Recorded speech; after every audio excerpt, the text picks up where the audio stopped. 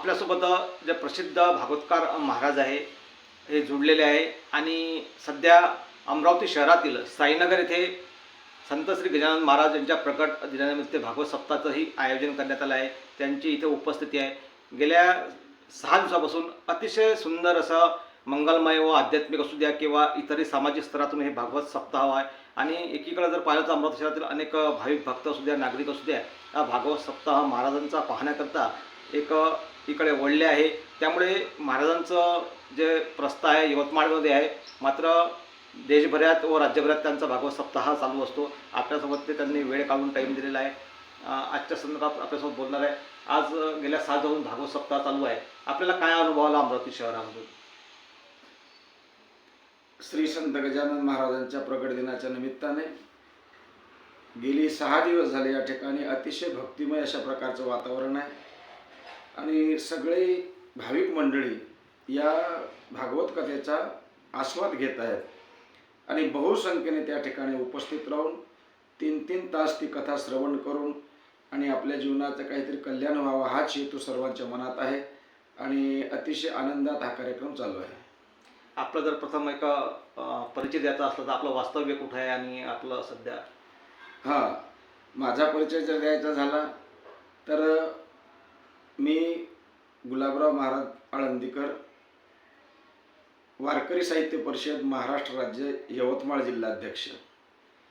माझं शिक्षण जे आहे वारकरी संप्रदायाचं हे आळंदीला ज्ञानेश्वर महाराजांची प्रसिद्ध समाधी सर्व जगतामध्ये आहे आणि आळंदी हे वारकरी संप्रदायाचे एक आध्यात्मिक पीठ आहे की तिथूनच अशा प्रकारे सर्वांनी एक प्रेरणा मिळते माऊलीच्या कृपेने, ज्ञानराज माऊलीच्या कृपेने, आणि ती प्रेरणा घेऊन जवळजवळ मी 7 वर्ष आळंदीला वास्तव्य केलं आणि त्या ठिकाणी आमची वारकरी जोग महाराजांची स्वानंद सुखनिवासी सद्गुरू जोग महाराजांची वारकरी संस्था आहे, वारकरी शिक्षण संस्था, की जी 1917 साली ज्या संस्थेची स्थापना झाली आणि आता जवळजवळ 100 वर्ष उलटून गेले। मोठा भव्य दिव्य अशा प्रकारचा शतक महोत्सव साजरा केला आणि हजारो आमच्यासारखे कीर्तनकार प्रवचनकार आळंदीमधून तयार होतात आणि समाजाला एक चांगली दिशा मिळावी, समाजाचे आचार विचार उच्चार हे पवित्र असावे, पवित्र व्हावे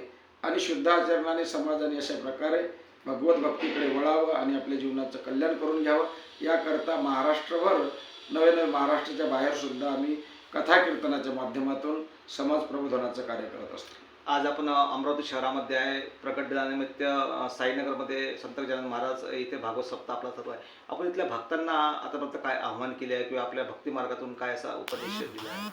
नाही, कथा कीर्तन हे माध्यमच असं आहे की या माध्यमातून समाजाला एक जीवन जगण्याची दिशा मिळते की माणसाने कसं जीवन जगावं, बालमनावर कसे संस्कार व्हावे।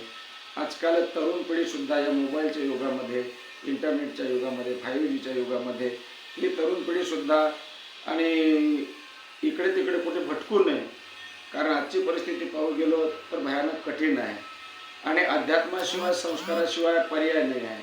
आपली जी वैदिक संस्कृती आहे ही प्रत्येकाच्या मनामध्ये रुजली पाहिजे आणि वैदिक पद्धतीनेच आपल्या धर्माप्रमाणेच आपण वागलं पाहिजे, कारण शेवटी गीतेमध्ये सुद्धा सांगितलेलं आहे की स्वधर्मे निधनम श्रेय परधर्मो भयावह, म्हणून प्रत्येकाने आपापल्या धर्माचं आपण आचरण केलं पाहिजे, माता पित्याचं महत्त्व त्यांना कळालं पाहिजे, आपल्या धर्माचं महत्त्व कळालं पाहिजे, उतार वयामध्ये आईवडिलांची सेवा त्यांच्याकडून झालीच पाहिजे, हे संस्कार तरुण पिढीमध्ये बिंबवण्याचं कार्य आणि आमची ही संस्था करते। महाराज एका वेगळ्या प्रश्नाकडे वळतो आहे थोडं। आपला देश हा कृषीप्रधान आहे, शेतकऱ्याचा देश आहे आणि शेतकरी आज पुण्या व्यवस्थित आहे। आपल्याला माहिती आहे शेतकरी काही आत्महत्या करत आहे किंवा शेतकऱ्यांच्या मालाला एकीकडून जर पाहिलं तर भाव मिळत नाही, सोयाबीन सुद्धा कापूस सुद्धा।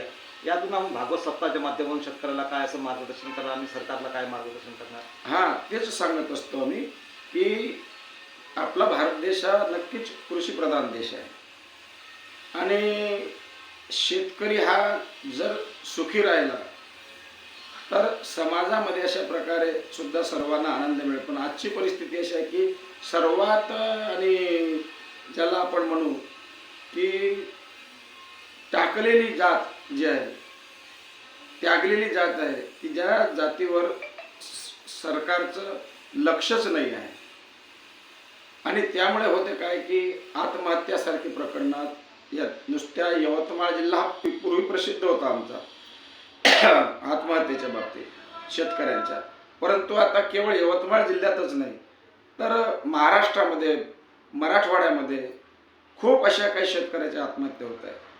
तेव्हा माझं शासनाला सुद्धा हीच विनंती असेल की शासनाने शेतकऱ्याला त्याच्या पिकाला योग्य अशा प्रकारचा हमीभाव दिला पाहिजे. कारण आज परिस्थिती अशी, मी सुद्धा नुसता महाराज नाही किंवा वारकरी नसून मी सुद्धा एक शेतकरी आहे आणि मला माहिती आहे की शेतीमध्ये किती आपला आणि उत्पादनावर खर्च होतो, तर तो खर्च सुद्धा शेतकऱ्याचा निघत नाही कधी कधी. आणि त्याच्यामध्ये निसर्ग असा कोपतो, कधी अनावृष्टी होते, कधी अतिवृष्टी होते. निसर्गाचा कोप आहे शेतकऱ्यावर. त्याचप्रमाणे बी बियाणं इतकं महाग घ्यावं लागतं आणि माल विकताना मात्र त्याला स्वस्तात विकावा लागतो. त्याचप्रमाणे मजुराची सुद्धा फार मोठ्या पंचायत आहे शेतकऱ्याच्या दृष्टीने पाहिलं तर. कारण मजूर असा आहे, पूर्वीच्या काळात शेतकरी हा एक मजुराची मजुरी ठरवत होता, आज मजुरी ठरवतो. त्याच्यामुळे शेतकऱ्याची जिकडून तिकडून पिळवणूकच होत आहे.